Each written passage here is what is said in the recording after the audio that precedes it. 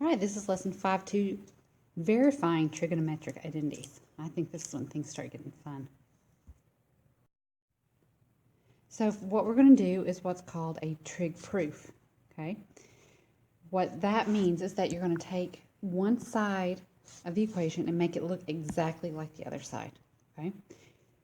Don't touch the easier side, okay? Only mess with one side. Don't mess with both sides. So it's usually best to use the harder side, so the one that looks more complicated. All right, so what we're going to do here is that we're going to verify this. I'm looking at this, and this looks like the easier side, so I'm not going to touch that. I'm not going to mess with it at all. So that means I need to deal with this side over here. When I'm looking at it, I see that it's tangent squared x plus 1. And so I go and I look at my trig identities, and because of the squared in it and the plus 1, I'm thinking probably a Pythagorean identity, and I'm right. So this is secant squared of x. That's what the numerator is equal to. And then the denominator, I'm thinking it's probably also a Pythagorean identity. And it is. It's sine squared x plus cosine squared x equals 1. And I can move that sine squared over, and it'd be 1 minus sine squared. So this is cosine squared of x. Again, don't mess with the other side. So whichever one you're dealing with, just keep dealing with it, and you've got to try to match the other side. So then, going on, this is an arrow. Nothing special about that, okay? Just going to the next step. I know that then secant squared x, I'm going to leave that alone because that's what I'm trying to get to. And I've got this 1 over cosine.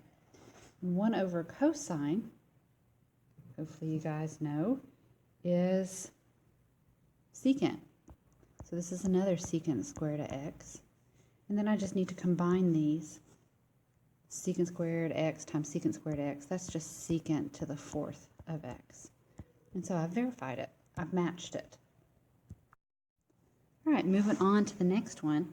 What I'm looking at here is that this is my easier side. So I'm not going to touch it. So don't just sit there and stare at it. Okay, try something. And so I'm noticing I have 2 fractions, and over here I don't have any fractions. So I need to combine those into one thing. So first thing I think, okay, I need to get a common denominator. So I'm going to multiply by this one by 1 plus cosine of x, because that's what this one is. And this one by 1 minus cosine of x. And what I do to the bottom, I do to the top. And I notice that the bottom is a conjugate. So in the numerator, I'm going to go ahead and distribute through. Sine of x minus sine x cosine x. And I'm going to have the same denominator. So this is a minus sine x. I'm going to go ahead and distribute that through. Minus sine x minus sine x cosine of x. So that's my whole numerator. The denominator is a conjugate, so it's going to just be the first and the last. So 1 times 1 is a 1. Negative cosine times a positive cosine is negative cosine squared of x. Just like x times x is an x squared. Next thing I notice, I'm going to simplify my numerator. So that goes away, and that these are actually, there's 2 of them that are exactly the same. So just like x, or negative x minus x, that's a negative 2. Negative 2 sine of x cosine of x. I could copy down this denominator, but I also noticed that this is 1 and a cosine squared. I'm going to think that's probably a Pythagorean identity, and it is. So remember, it's sine x plus cosine. So sine squared x plus cosine squared x equals 1. Move the cosine over, so it'd be a minus. So the denominator is equal to sine squared of x. Well, sine, I can cancel 1 out of the top and 1 out of the bottom. So this is negative 2 cosine of x over sine of x. Well, thankfully, cosine divided by sine is cotangent. So my answer, negative 2 cotangent of x, matches what I wanted it to. So remember, your goal is to get it to match one side or the other. Don't mess with both sides. All right, looking at this one, I have 2 sides. Now this one you might be like, oh, which side do I mess with? Pick one and go with it. Don't mess with both sides. Okay, you're going to hear me say it every slide. Don't mess with both sides. So, which side do you think? I think, I don't know. I think I'm going to mess with this side. You're like, oh no. Well, I could have picked the other side. So I see that they both have a cotangent. And then I have cosine of x plus 1. And cotangent is cosine divided by sine. And I could be totally wrong. I may end up erasing all of this in just a minute.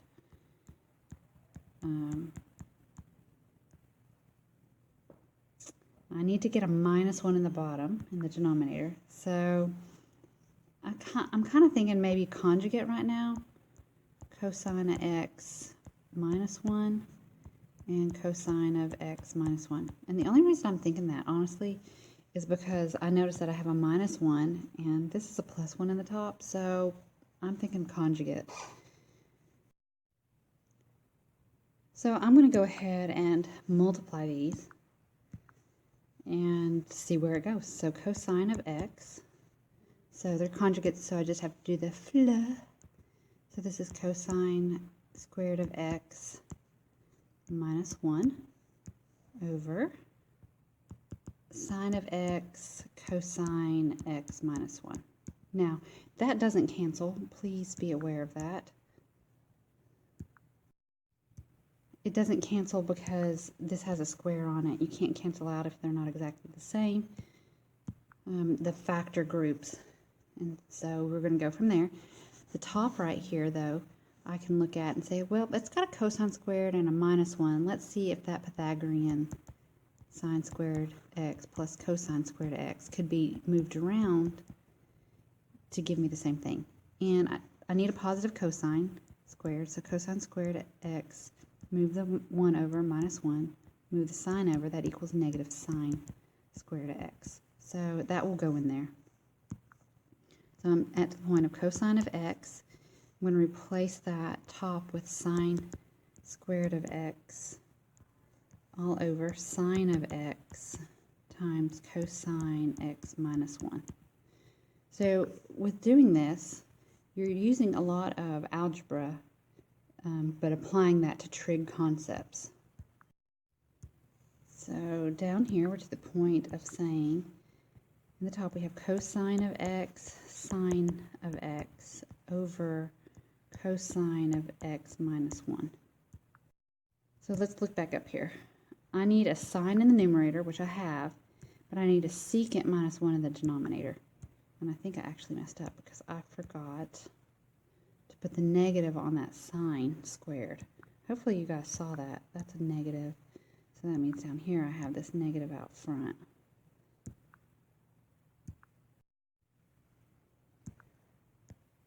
Right there. Okay, so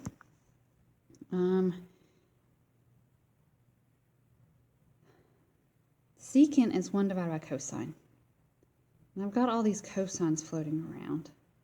And here's something I can do. I can take and divide every term by cosine of x. Divided by cosine of x. And that has to be all in the numerator and the denominator. So the cosines here cancel. And then I'm left in the numerator with negative sine of x over, and cosine divided by cosine, that's 1, minus, and 1 divided by cosine is secant. I'm almost there. I notice this negative, and I can take it and distribute it through in the denominator. And I'll have sine of x over negative 1 plus secant of x. And I just need to rearrange. I get sine of x over secant x minus 1. And I'm pretty sure that matches.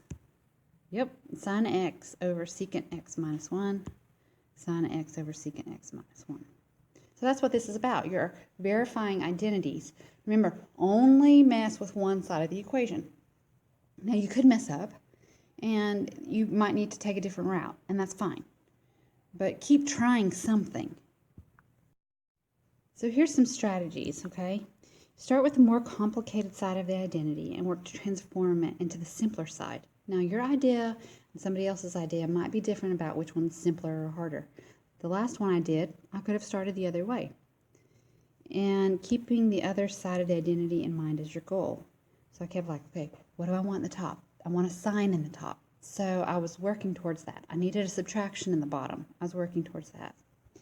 So use your reciprocal, quotient, Pythagorean, and other basic trig identities to transform the equations. And only one side. Use algebraic operations, combining fractions, rewriting fractions as sums or differences, multiplying expressions or factoring expressions. You can factor trig identities, pull out GCFs, difference of squares. Convert the denominator to the form of 1 plus or minus u, or u plus or minus 1, to a single term by using conjugates and Pythagorean identities. Work each side separately to reach a common intermediate expression. I don't suggest doing that. I wouldn't do that. And again, if no other strategy presents itself, try converting the entire equation into one involving only sines and cosines. If you can't do anything else, change them all to sines and cosines, and then try to go from there. But the main thing, don't just sit and stare at it. Try something. The more you try this, the better you're going to get at it.